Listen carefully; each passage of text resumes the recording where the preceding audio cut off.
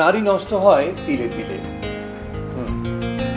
নারী নষ্ট হয় তিলে তিলে। নারী মাকে দেখে মা হওয়া শিখে, শাশুড়িকে দেখে শাশুড়ি হওয়া শিখে। কথাগুলো সবার জন্য নয়, এটা সমাজের বিশাল একটা অংশের নারীদের জন্য। একটা মেয়ে অনেক স্বপ্ন নিয়ে শ্বশুরবাড়িতে পা রাখে। মেয়েটা নিজের বাবা মা ভাই বোন সকল সত্তাকে ত্যাগ করে আসে তার স্বামীর ঘরে। শুরুতেই কোনো মেয়ে শ্বশুরবাড়িতে এসে বেয়াদবি করে না। স্বামী সহ শ্বশুরবাড়ির সবার কাছে তার এতটুকুই চাওয়া থাকে, সবাই যেন তাকে একটু আদুরে গলায় কথা বলে, তার ছোট্ট ছোট্ট চেষ্টাকে অ্যাপ্রিসিয়েট করে।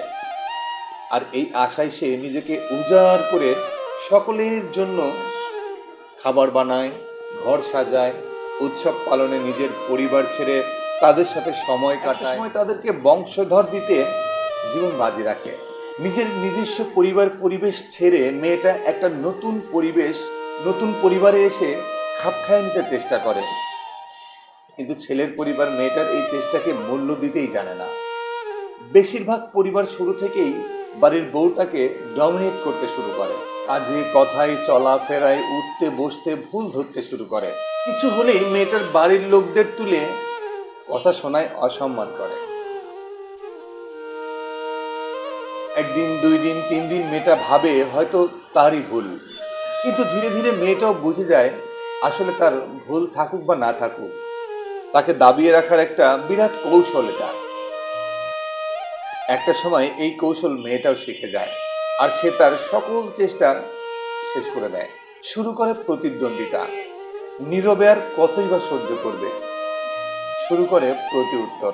মেয়েটাও একসময় শ্বশুরবাড়িতে প্রতিবাদী কণ্ঠে কথা বলা শুরু করে।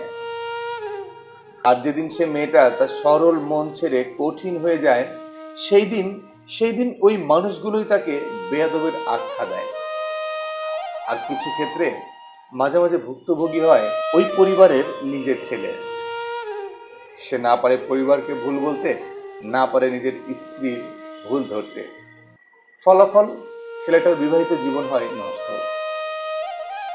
যাদের কঠোর আচরণে মেয়েটা এমন হয়ে উঠল, তারাই তখন বলে মেয়েটা আমাদের সাথে থাকতে চায় না, আমাদের সাথে খারাপ আচরণ করে।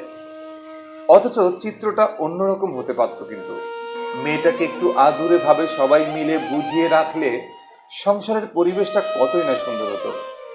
একটা মেয়ে তার সব ছেড়ে আপনার কাছে এসেছে, তার জন্য সবাই মিলে একটু স্যাক্রিফাইস করে তাকে মানিয়ে নিতে সাহায্য করলে সেও আপনাদের মনের মতো হয়ে উঠবে।